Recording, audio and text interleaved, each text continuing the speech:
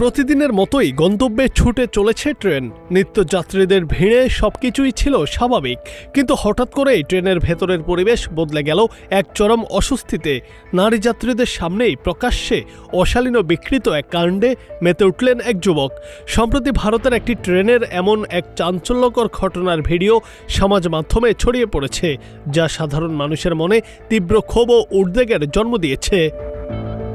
সামাজিক মাধ্যমে ভাইরাল হওয়া ওই ভিডিওতে দেখা যায় ট্রেনের ভেতর নারী যাত্রীদের দিকে এক দৃষ্টিতে তাকিয়ে আছেন এক যুবক।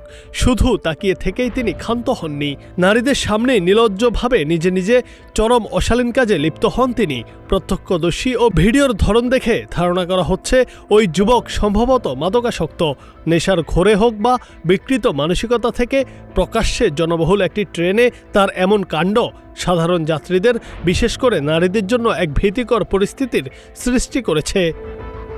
ভিডিওটি সোশ্যাল মিডিয়ায় ছড়িয়ে পড়ার পর তা দ্রুত ভাইরাল হয়ে যায়। এমন ন্যাক্কারজনক ঘটনায় তীব্র নিন্দা জানাচ্ছেন নেটিজেনরা। পাশাপাশি গণপরিবহনে নারীদের নিরাপত্তা নিয়ে নতুন করে বড় ধরনের প্রশ্ন উঠছে।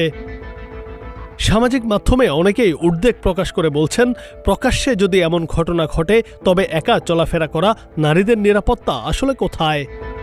Junaid Ahmed, green TV digital.